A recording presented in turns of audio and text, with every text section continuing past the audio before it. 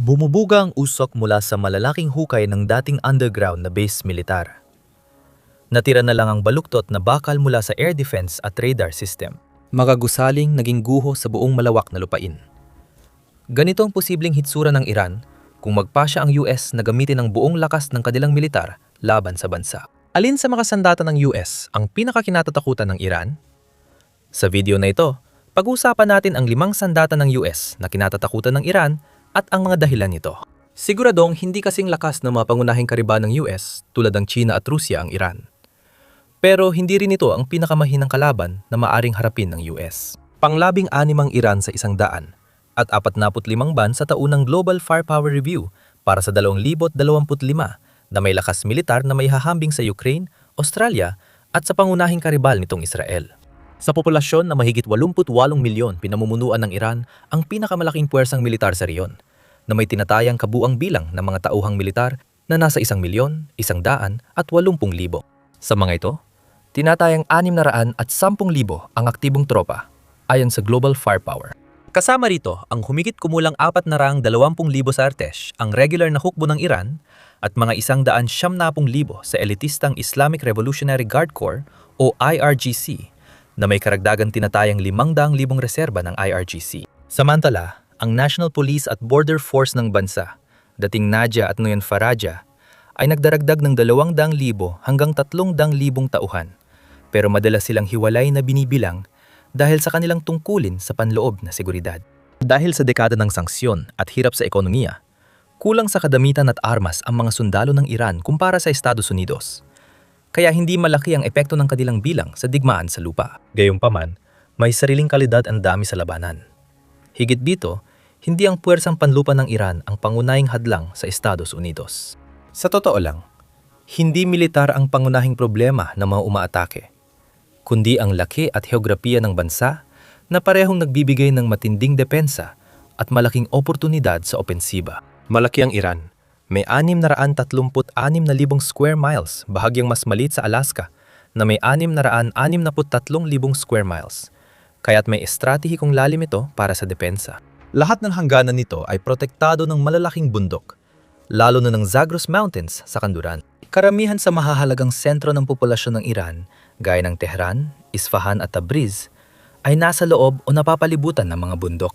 Ang mabundok na lupain ay naging daan sa pagtatayo ng malalaking depensibong network tulad ng malalawak na tunnel, underground base, imbakan ng armas, at silo ng misil.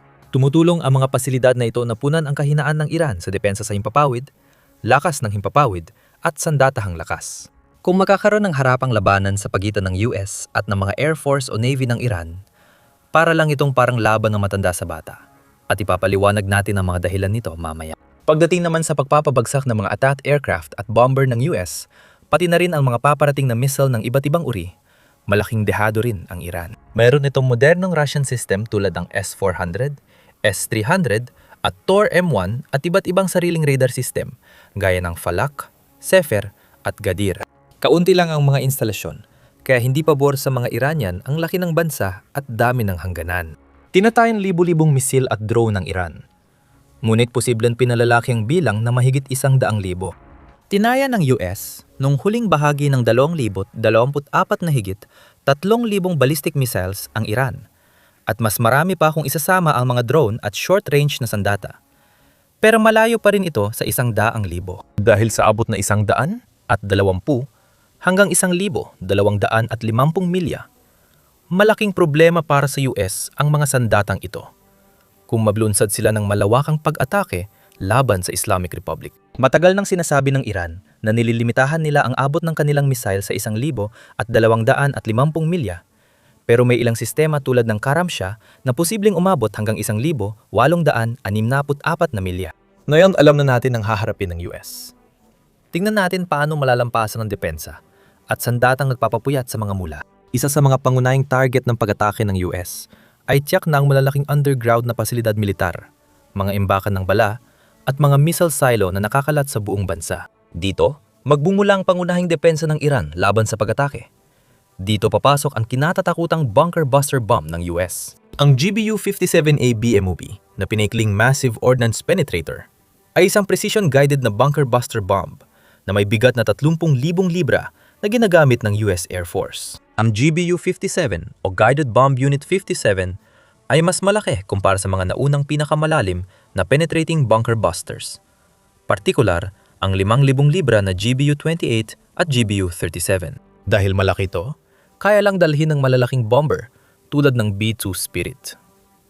Tatalakayin pa natin ito mamaya sa video. Ang GBU-57 ay may habang 20.5 talampakan, diameter na 31.5 pulgada, at timbang na 27,125 libra. Dinibilop ito sa tulong ng USAF at Defense Threat Reduction Agency noong 2004 at in-upgrade para mapahusay ang kakayahan nitong tumagos at sumabog. May matagumpay na pagsubok ng pagbagsak noong 2014, 15, 16 at 17. Kayang tumagos ng MOP ng halos 200 talampakan sa lupa bago sumabog.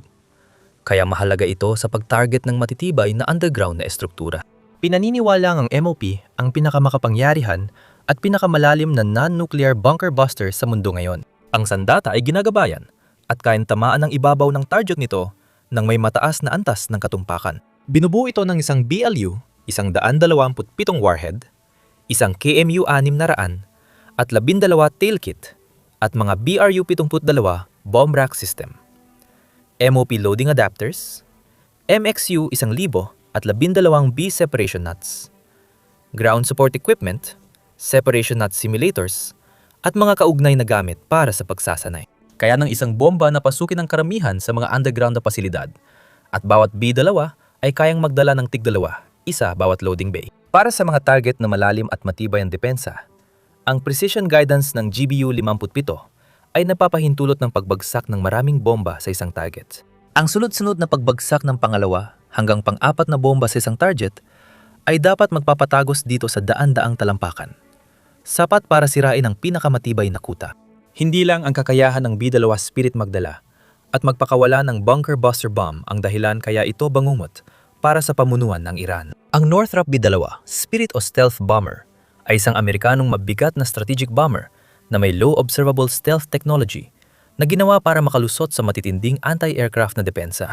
Isang subsonic flying wing aircraft na may 2 tripulante, dinisenyo ng Northrop, ngayon ay Northrop Grumman, bilang kontratista, kasamang Boeing, Hughes at Vought bilang mga subcontractor. Sa pagitan ng 1,987 at 2,021 B-2 ang ginawa na may average na halaga na $2.13 bilyong na sa kasalukuyan ay mahigit $4 na bilyong bawat isa. Ang B-2 lang ang operational na eroplano na may kakayahang magdala ng malalaking air-to-surface standoff weapons gaya ng AGM-158 JASSM cruise missile sa stealth configuration. Bilang alternatibo sa GBU-57s, maaari itong maghulog ng mga karaniwang bomba at thermonuclear na sandata, kabilang ang hanggang 80 500-pound class Mark 82 JDAM GPS-guided bombs o 16 na 2,400-pound B-83 nuclear bombs. Iba pang mga karaniwang sandata sa arsenal nito ay kinabibilangan ng Mark 82 at Mark 84 na bomba, CBU-87 combined effects munitions,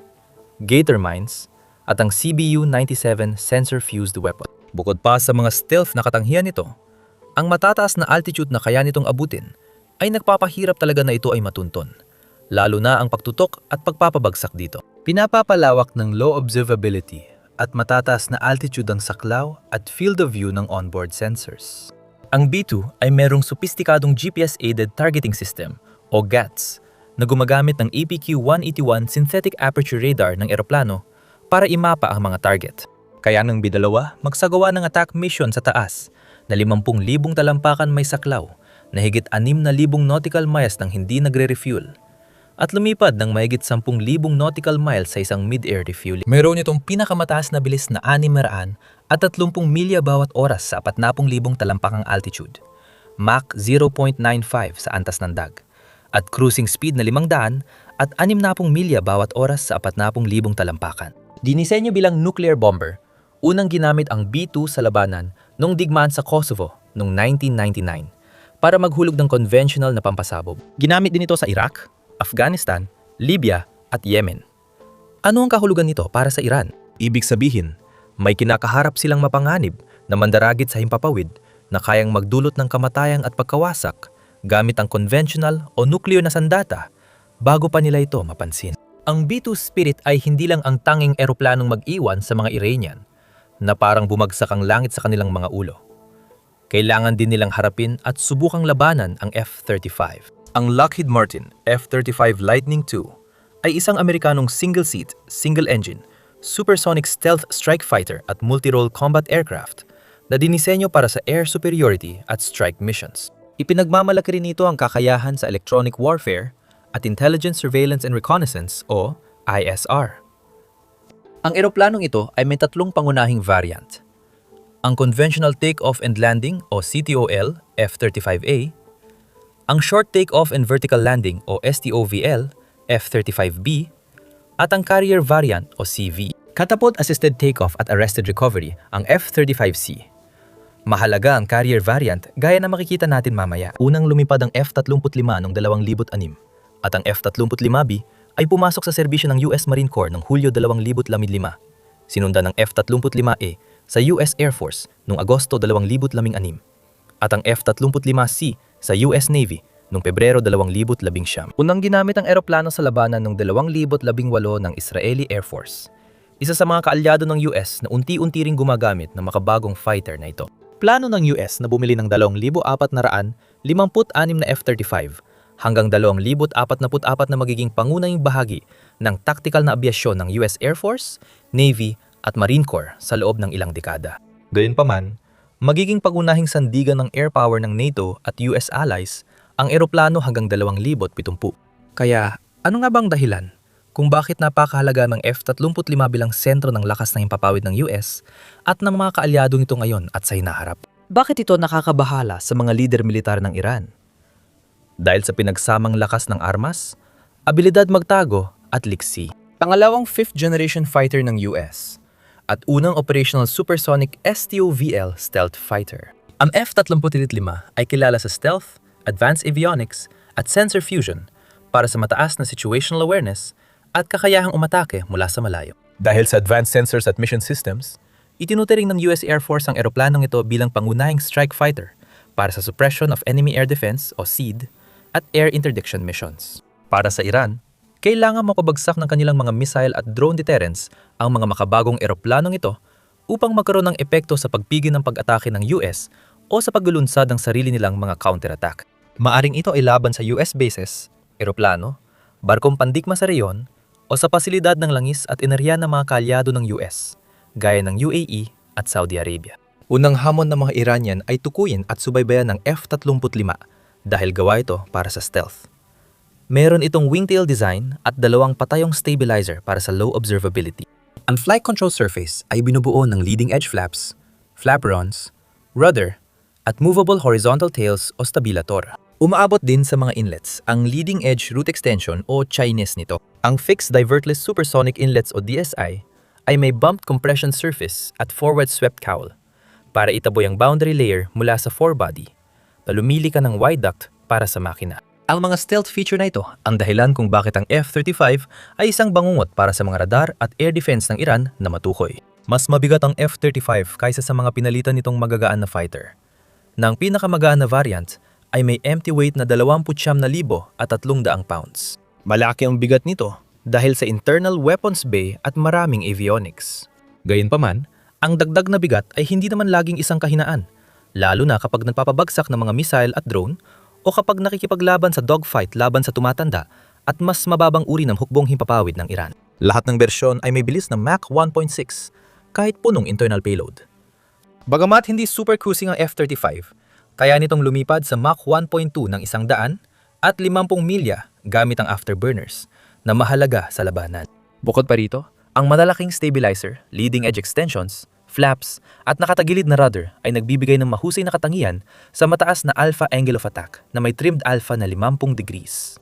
Ang relaxed stability at triplex redundant fly-by-wire controls ay nagbibigay ng mahusay na handling at resistensya sa pagkawala ng kontrol. Ang avionics at sensor fusion ay ginawa para mapabuti ang situational awareness ng piloto, command at control, at mapadali ang network-centric warfare. Kabilang sa mga pangunahing sensor, ang Northrop Grumman AN/APG-81 Active Electronically Scanned Array o AESA radar, BAE Systems AN/ASQ-239 Barracuda Electronic Warfare System, Northrop Grumman Raytheon AN/AAQ-37 Electro-Optical Distributed Aperture System, Lockheed Martin AN/AAQ-40 Electro-Optical Targeting System, at Northrop Grumman AN/ASQ-242 Communications, Navigation, and Identification Suite. Kahangahangang sensors ng F-35 para sa mga piloto. Ngunit idinesenyo ito para magsanipwersang sensors at magbigay ng malinaw at kumpletong larawan ng battle space kasamang ibang asset sa himpapawid, lupa at dagat. Siyempre, lahat ng bilis, lakas, stealth at kakayahang magmanyobra ay walang saysay kung walang sapat na firepower para mapakinabangan ang mga benepisyong dala ng mga ito. May dalawang internal weapons bay ang F-35 para sa stealth. Bawat isa may tig-dalawang weapon station. May dalawang outboard station itong kayang magdala ng sandata hanggang 2,500 pounds. 1,500 pounds para sa F-35B. At dalawang inboard station para sa air-to-air missile. Kasama sa air-to-surface na sandata para sa outboard station, ang JDAM Paveway series ng bomba, AGM-154 Joint Standoff Weapon at Cluster Munitions, at iba't ibang mas maliliit na sandata gaya ng GBU-39 Small Diameter Bombs, GBU-53B Stormbreaker, at Spear-3. Ang inboard station ay kaya magdala ng AIM-120 AMRAAM at sa kalaunan ay AIM-260 JATAM. At kung kinakailangan ng sitwasyon, nakuha ng F-35A ang sertipikasyon para magdala ng B-61 MUD-12 nuclear bomb noong Oktubre 2023. Pwede rin gumamit ang eroplano ng 6 na external weapon stations sa mga misyon na hindi kailangan ng stealth, gaya ng AGM-158 JASSM o AGM-158C LRASM cruise missile. Kayang magdala ng 8 AIM-120 at 2 AIM-9 air-to-air missiles gamit ang internal at external weapon stations. Maaring i-configure ito ng 6 na 2,000 pound bomba, 2 AIM-120 at 2 AIM-9. Para sa mga target sa lupa, ang F-35 ay armado ng isang 25mm GAU-22A rotary cannon at isang mas magaan na 4-barrel na bersyon ng GAU-12U equalizer na nakakabit sa loob malapit sa kaliwang bahagi ng pakpak ng F-35A. May dalang 182 bala. Ang F-35B at F-35C ay walang interna na baril at sa halip ay maaring gumamit ng Terma AS Multi-Mission Pod o MMP na may dalang GAU-22A at 220 na bala. Nakakabit ito sa gitnang linya ng eroplano para bawasan ang radar cross-section. Mahalaga na kahit isang squadron ng F-35 ay kayang pahinayan ng depensa ng himpapawid ng Iran at pigilan ng kontra-atake habang binobomba ng B-2 at GBU-57 ang kanilang militar at puwersa sa lupa. Kailangan pa rin mag-take off ang F-35 mula sa isang lugar. Kaya dito papasok ang ika-4 na nakakatakot na sandata ng US. Gayunpaman, para maging patas, mas tama sigurong ilarawan ito bilang isang lumulutang na high-tech na isla militar kaysa isang sandata. Ang tinutukoy ay aircraft carrier, pamunahing simbolo ng lakas ng US expeditionary power at larangang hindi natatalo ng ibang karibal. Tinutukoy natin dito ang Gerald R. Ford class aircraft carrier. Ang Gerald R. Ford class nuclear-powered aircraft carriers ay ginagawa para sa Navy na planong bumili ng 10 para palitan ng kasalukuyang mga carrier. Nagsimulang transisyong ito sa pangunahing barkong Gerald R. Ford, CVN-78, na nakuha noong 2008 at pumasok sa serbisyo noong Hulyo 2017. Ang ikalawang barko ng klase, ang John F. Kennedy, CVN-79, ay papasok sa serbisyo sa 2025. Ang bagong mga barko ay kahawig ng Nimitz-class na pinapalitan nila. Gayunpaman, dala nila ang mga high-tech na teknolohiyang na-develop sa CVN-X, CVN-21 program, gaya ng Electromagnetic Aircraft Launch System o EMALS, kasamang iba pang disenyo para mapabuti ang kahusayan at bawasan ang gastos, tulad ng paglalayag na mas kaunti ang crew. Ang EMALS ay nagpapalipad ng eroplano gamit ang catapult na may linear induction motor, hindi steam piston gaya ng sa Nimitz-class.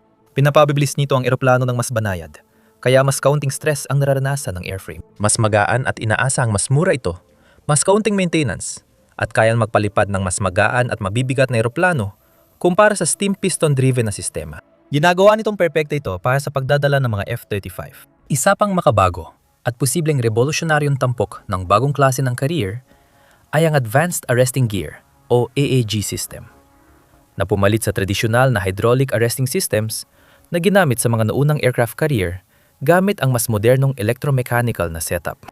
Di tulad ng hydraulics na epektibo sa manned aircraft, pero maaring makasira sa magagaan na UAVs, ang AAG ay gumagamit ng rotary engines na may water turbines at induction motor para sa mas eksaktong kontrol sa arresting forces. Dahil dito, kayang mahuli ng sistema ang mga UAV ng ligtas, kahit hindi sapat ang bigat ng mga ito para sa lumang hydraulic system. Gamit ang turbo-electric system, tinutulungan ng AAG ang mas maayos na paglapag at nababawasan ng shock sa airframe. Dahil dito, nagiging aircraft at UAV carrier ang barko na nagpapalawak sa saklaw at uri ng mga banta na kaya nitong pakawalan. Meron din itong makabagong radar at depensa. Ang pangunahing barko ng klase na ito, ang USS Gerald R. Ford CVN-78, ay merong dual-band radar, DBR, na pinagsasama ang X-band ANSPY-3 multifunction radar at S-band ANSPY-4 volume search radar na nakakalat sa tatlong phased arrays. Ang X-band ay para sa mababang altitude na pagsubaybay at radar illumination, habang ang S-band ay para sa mas malawak na target search at tracking kahit anong panahon. Dahil sa mataas na halaga at komplikasyon ng DBR, ang mga susunod na Ford-class carrier simula USS John F. Kennedy CVN-79 ay gagamit na lang ng Enterprise Air Surveillance Radar, isang next-generation fixed radar mula ANSPY-6 family. Nakaposisyon sa baybayin ng Iran, ang isang Gerald R. Ford class kasamang US Navy destroyer ay sapat na para pahinain ng Navy ng Iran, magpalipad ng F-35 at magbigay ng situational awareness sa buong pag-atake. Ngunit may isa pang banta mula sa dagat na kailangang harapin ng Iran kahit papahano. Ngunit sa pagkakataong ito ay nagkukubli ito sa ilalim ng mga alon, hindi lumulutang sa ibabaw ng mga ito. Ang Virginia class o SSN 774 class ay ang pinakabagong klase ng nuclear-powered cruise missile fast attack submarines na nasa serbisyo ng US Navy. Dinisenyong klase na ito para sa iba't ibang misyon sa bukas na dagat at baybayin gaya ng anti-submarine warfare, intelligence gathering, at strike operations gamit ang Tomahawk cruise missiles. Nagsimula ang operasyon noong 2004 at inaasahang magpapatuloy hanggang 2060, habang ang mga bagong submarino ay gagamitin hanggang dekada 2070. Inasahang makakaroon ng 14 hanggang 15 deployment bawat submarino sa loob ng 33 taon ng serbisyo. Ang US ay may 24 na Virginia-class submarino sa serbisyo at planong gawing 66 lahat. Depende sa bersyon, mayroon silang submerged displacement na nasa pagitan ng 7,900 at 10,000 at 200 tonelada. May haba na nasa pagitan ng 300 at 77 at 400 at 60 talampakan 34 talampakang lapad bilis na higit sa 25 knots, walang limitasyong saklaw at tibay. Limitado lang sa pagkain at maintenance. Kaya bakit nga ba ang ganitong submarino ay banta sa Iran? Una, pwede silang nasa kahit saan nang hindi alam ng mga Iranian. Ang mga submarino ng Virginia class ay gumagamit ng advanced na teknolohiya sa pagkatago. Kabilang ang water-backed large aperture bow o LAB array na nagpapababa ng gastos sa pagbili at pagpapanatili habang nagbibigay ng mas mahusay na kakayahan sa passive detection. Pangalawa, malakas ang kanilang armas. Ang mga unang modelo mula Block 1 to 2 ay may 12 patayong inilulunsad na Tomahawk cruise missiles at 21 pulgadang torpedo tubes para sa Mark 48 torpedoes o UGM-84 Harpoon missiles. Simula Block 3, pinalitan ang 12 vertical launch tubes ng 2 malaking Virginia payload tubes, VPTs, na bawat isa ay kayang maglaman ng 6 na Tomahawk kaya't may 12 missiles sa kabuuan. Ang mas bagong mga modelo ng Block 5 at 6 ay mas pinaunlad pa ito sa pamamagitan ng pagdagdag ng Virginia Payload Module, isang bagong seksyon ng hull na naglalaman ng 4 na malalaking diameter na payload tubes sa gitna ng barko. Kada isa sa 4 na VPM tubes ay kayang magdala ng 7 Tomahawk, kaya may dagdag na 28 missiles at umaabot sa 40 ang total vertical launch capacity. Nananatili sa mga modelong ito ang 2 VPT sa unahan at 4 na torpedo tubes, kaya pa rin nilang maglunsad ng hanggang 25 sandatang inilulunsad sa torpedo tubes tulad ng naunang mga modelo. Ginagawa ang Virginia-class submarino gamit ang modular construction, kaya mas madali itong i-maintain at i-upgrade. Para sa Iran, nangangahulugan ito ng mapaminsalang kapangyarihang maaring ilabas mula sa ilalim ng dagat, gaya ng mga heavy-duty torpedo na wawasak sa Navy nila o Tomahawk missile na may pinpoint strikes na kayang lumipol ng mahahalagang infrastruktura at target militar sa kanilang mga lungsod. Pagsama-samahin ang lahat ng ito, mahirap makita kung paano malalampasan ng Iran ang ganitong matinding mapanirang kapangyarihan. Gamit ang mga sandata nito, mabilis na mapupuksa ng US hindi lang ang air defenses, banta ng hukbong dagat, at imbakan ng missile at drone ng Iran. Ano sa tingin mo? Ito na ba ang mga pangunahing sandatang dapat ikabahala ng Iran? O may iba ka pang naiisip na mas may epekto? Sa isang labanan, ipaalam mo sa amin ang iyong mga opinyon sa mga komento at maraming salamat, gaya ng dati, sa panonood.